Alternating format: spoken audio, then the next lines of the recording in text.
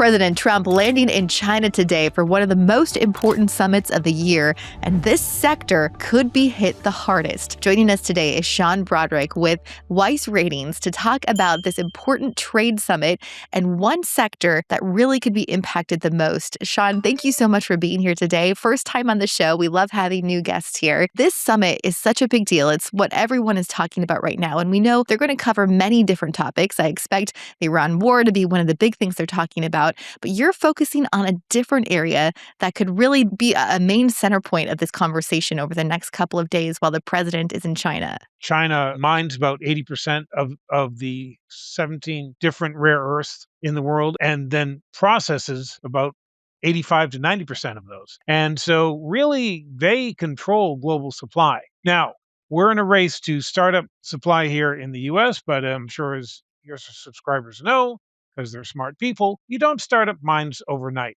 It's a long process. So the race is on. So remember last year when President Trump imposed all the new tariffs on everybody, including China. As a response to that, China put extra controls on the exports of the important rare earths that it actually produces and ships out to the world. This was on top of previous bans that they put on gallium, germanium, antimony, tungsten, and other certain graphite things. They put all those on there. It looked bad, but then after they had a meeting in Korea, they said, okay, we'll just not have the ban for a year. Well, that's coming up in November. So the runway to that is kind of shortening. And if you're a U.S. company, you have to start making plans. Some have made plans. Tim Cook, or as President Trump likes to call him, Tim Apple, made a deal with MP Materials, which is just starting up production of like rare earths here in the US. But someone like, say, Elon Musk, who's also on the trip, has to be concerned because you need rare earths for all those EVs that he produces. So it's an important question. There are so many CEOs there. I don't know if it will come up. I mean, I think it should. It's a very important thing. We need these for all sorts of things, but it's also interesting that part of the restrictions China has put on is that these can't be used in like US weapons, for example. And so that adds on an extra layer of complexity with what's going on in Iran and stuff. So there's a whole bunch of things going on there. Anyone who's interested in this market should be watching this very closely. Yeah, some major implications could be coming, and you are going to share with us today 3 of these stocks and the rare earth elements that you are watching very closely that are on your watch list and are good buys for making a future case of why they're going to continue to see growth here in the U.S., no matter what comes out of this trade discussion. So we'll get to those in just a minute, but I want to talk a little bit more about why these rare earth elements are such an important discussion for all these CEOs on this trip. I know we just had the NVIDIA CEO added last minute, also going on this trip. So let's talk about the AI trade aspect of why rare earth elements are so important for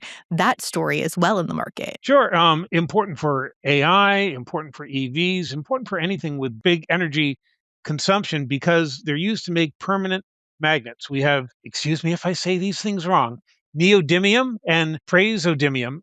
Those are the 2 light rare earths, and they're called light rare earths and heavy rare earths according to their atomic weight. So, but those are the 2 light rare earths that are generally used in permanent magnets. Then you have heavy rare earths, which are dysprosium and terbium, that they're really good at protecting against heat, which tends to come up in magnets. So you kind of need all 4. You really do. That's used for a whole range of things. It's used for AI data centers. It's used for all that stuff. So in the new economy that seems to be taking shape in America, rare earths are absolutely crucial. And we need more and more of them. Now, the race is on. Here in America, we are seeing the government not only give money to companies to speed up production, but also taking stakes in companies as well. But as an investor, it's nice to know Uncle Sam is a partner in this, and so he's not going to let these companies fail. I mean, it's a really risky business, starting a mine. I've been in the mining analysis business for decades now, and I can tell you, there are some great dreams, some great projects people have that just plain old run out of money. That's not going to happen with these companies. And so that's an important step. Yeah, it's easy to see that you are an expert in this area. You worrying about pronouncing these right. I don't even know how to even start at some of these things. So clearly, you know what you're talking about. You are deeply involved in the mining area, like you said. And I know that you and your team at Weiss Ratings have just released a new special report with two of these mining stocks that a lot of investors wouldn't have even heard of or thought of before. They're both trading under $10 right now. And it's a really fascinating report. I watched some of it, great information in it. If you want a special offer to access that report and more of what Sean has to offer at Weiss Ratings, scan the QR code or click the link in the description to get the names of those two stocks and the research that he and his team have done. Sean, we're going to dive into these three rare earth companies that are getting some of that interest from the US government and from more investors in the market. More general question for all of these kind of rare earth elements that trade almost as a group. When you see one go up, you see others go up. And in how it relates to this China summit happening right now, we know when that announcement came from China back in October, November, of essentially banning any kind of trade of these rare earth materials with the US, we saw these US stocks just skyrocket in October. You can see it in all of their charts. Could we see that again? Before we get into these names, I just want to know, as a group, do you think it's possible that depending on what happens in this conversation or what happens with that renewed truce or non-renewed truce later in November timeframe when it expires, could we see that huge surge that we saw back in October? Oh, yeah, there's always room for that. I mean, that doesn't mean it has to happen. We've also seen a surge in like lithium prices as well. Lithium is not a rare earth. Heck, it's certainly not rare. It's one of the original building blocks of the universe created in the Big Bang.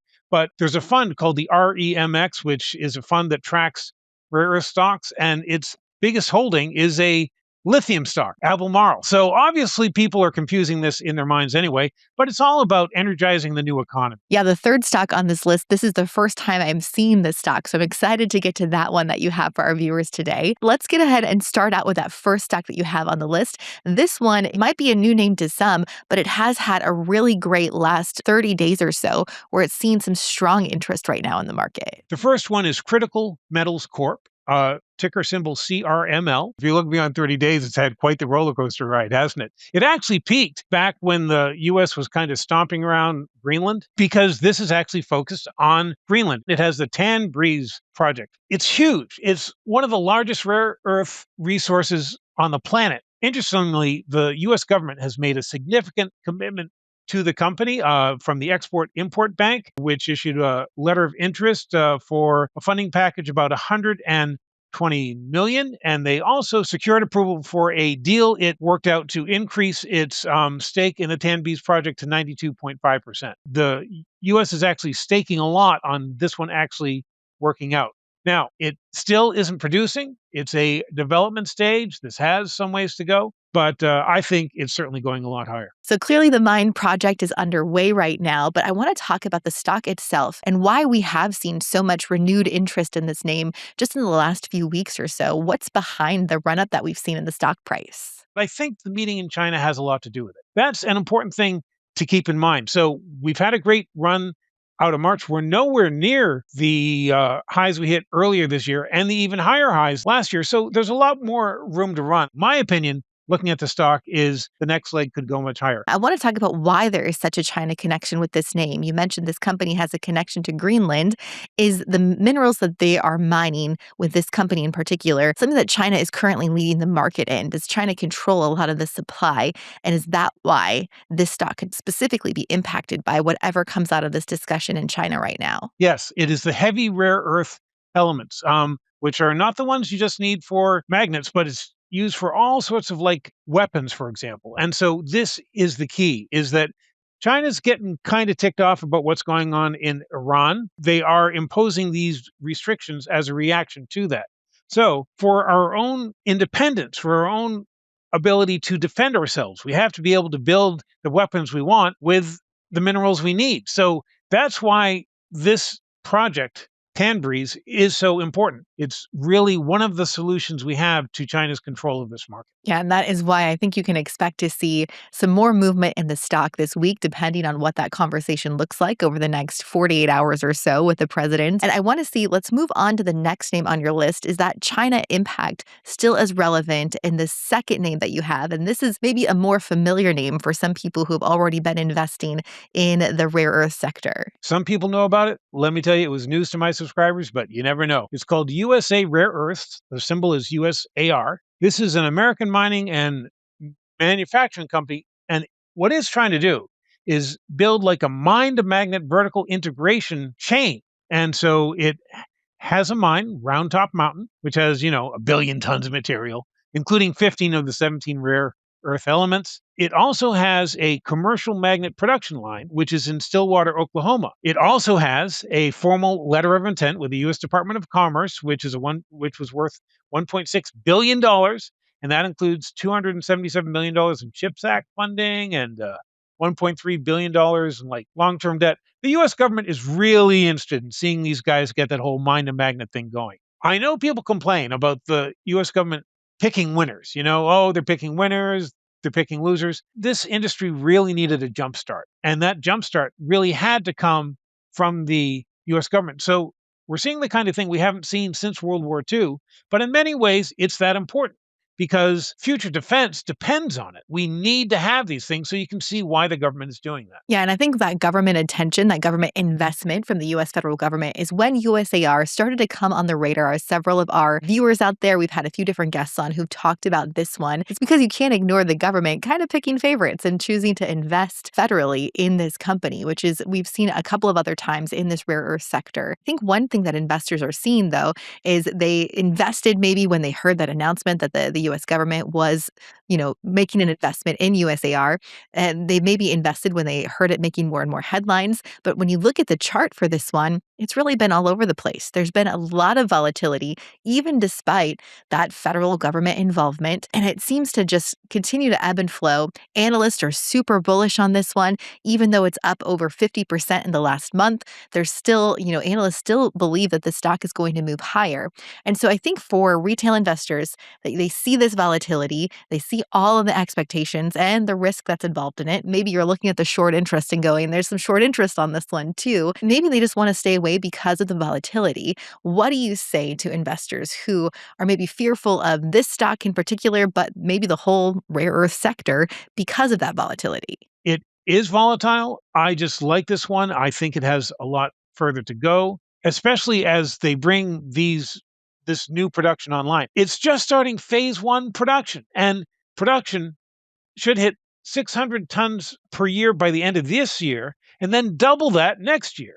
And so when you look at a company with like that kind of runway, that's anything any manufacturer, any miner would like to see that kind of run up. That's one of the reasons that I like USAR. I know I've heard from viewers on our MarketBeat Monday live streams that this is a name that has been really strong for them in the last few weeks on this huge 50% run up that it's seen. So there's interest. There's people who are absolutely making money off of their investment in USAR, but you see the downtrends it's had too. And you know that there are other investors who maybe got in at the height of when the excitement came around USAR, and they might still be down based on that investment that they made. So volatility is a name of the game in this kind of a story. And before we move on to the last name, which is a very, very new name, we're talking about this today because of this China trade summit that the US president is at. And we know that any headline that comes out of that meeting today could impact this sector. And then any headline that comes when this truce with China ends later this fall could also impact this sector again. So how do you deal with a sector that can be very much impacted by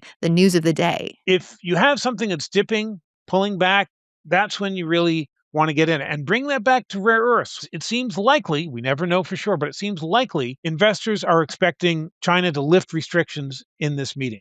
Now, there is that US government guarantee on prices for important rare earths. So even if China does give us more supply, the US thinks it's important enough to get the rare earth industry in the US going that it's going to keep a price floor.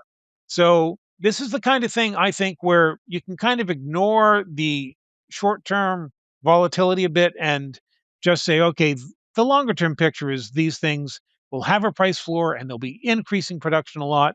And the US needs to build up this huge stockpile. There's a lot of things coming together that just look great for this industry longer term. And so I wouldn't worry about the short term volatility so much, except as an opportunity to buy. News comes out of the meeting that the Chinese are going to open the floodgates and everything goes down 15, 20%.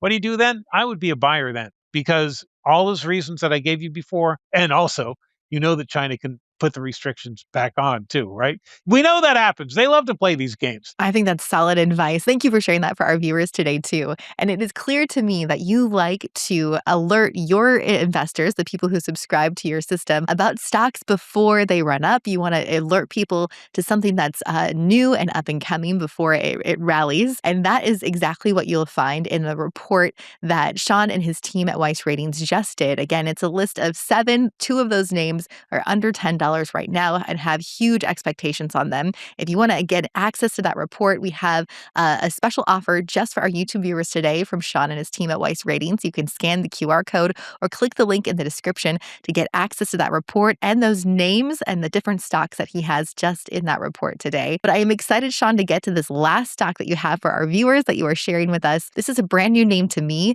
What is this company? It's called American Rare Earths, and the symbol is ARRNF on the over-the-counter market. And American Rare Earths is actually an Australian company, but it's working in the US. How much more confusion can we add to this? It's crazy. Also, American Rare Earths is developing the largest rare earth resource in North America. It's called Halleck Creek. It's a project in Wyoming. It has the 4 key magnetic elements: neodymium, praseodymium, dysprosium, and terbium. Those are the ones that we need to make the rare earth magnets and to keep them from burning up. So we absolutely need those. And interesting point. Unlike a lot of the rare earth deposits around the world that have higher levels of radioactive elements, Halleck Creek is remarkably clean.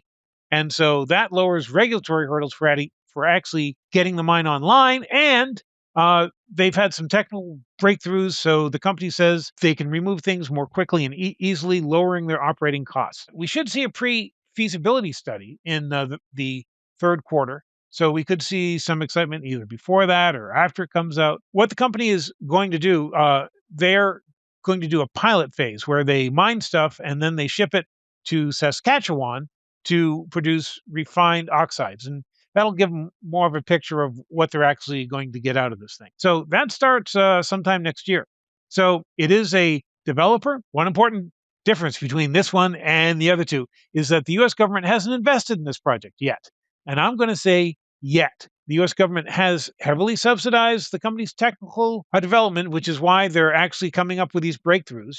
They're doing R&D partnerships and stuff like that. And also it's planning to uplist to the NASDAQ by the end of the year. So it is on the OTC now. Right now, it's not on the radar, but it is going to be on the radar soon enough. If you look this one up, it's a teeny tiny company. I mean, the 28-cent stock, it's not the typical value that a lot of people are investing in right now, unless you are someone who likes penny stocks. And there are people who love penny stocks and there are people who don't. A lot of volatility and moves in this name too. But I think the timeline that you spelled out is really important. And clearly, you are very experienced in investing in these mining stocks. And so when you talk about that timeline, if that's your target for the next year, that this could be on the NASDAQ in the next year, there's still risk involved with some of this. So when you're looking at a new mining operation like this one is, where do you see the biggest risk of they're not going to have the funds to really complete the goal of this mining project? That risk you kind of hinted towards earlier when we talking in general about these kinds of mining projects. That's why this stock is much more risky than the others. That's why it's priced the way it is. And one thing that's really important is management and location, location, location. This is in Wyoming, which is a mining friendly state. That really helps. I think that the market is currently underpricing it, but yes, there is plenty of risk. Maybe they won't get the loan from the Exim Bank. Maybe something else will go on. We don't know. Maybe they'll run out of money. Maybe they'll have to sell the project. It's just, I think the odds favor this team with this project in this location actually having success, but nothing is guaranteed. Yeah, important to keep in mind with this name and the others on this list too. Really, this entire sector, when you're looking at mining stocks, be ready for volatility and the potential that some of these projects don't come to fruition too, because it takes so much capital to actually make these mines happen and see that successful revenue on the end of all that early investment. So, thank you so much, Sean, for giving this information. Anything else you want to share about your experience with the mining sector? These aren't the only things that hot. People should be looking at copper, which is making new all-time highs. For example, Freeport had terrible news recently, which sent the stock lower. That was a great time to buy it because it's up from that bottom now. Why? Because they won't be producing as much copper from their big mine, which means that the copper they do produce is going to be more valuable. And actually, we've seen problems with copper production around the world. So the copper rally isn't done. Definitely look at copper stocks. Silver, starting to come back. Everyone was ready to pronounce that dead. Boy, that's starting to look good now. I think gold's going to 10,000. It's really an exciting time. What we are seeing is we are seeing a commodity supercycle, and these come along once in a while. And when they do, you have to make your picks and hang on. They will be volatile. We've already seen that in the metal so far, just this year alone, never mind longer term. But right now, things seem to be lining up for a good bull run. And the amazing thing is that most investors are not aware of it. They'd much rather invest in real estate. What's been happening lately? We've seen home prices going down in big parts of the country. Meanwhile, the price of gold, sure, it peaked and it came back, but it's really finding its footing now. You have to do your research, or else find someone smart enough to do the research. Then you have to pick your targets, and you have to have a little tolerance for pain.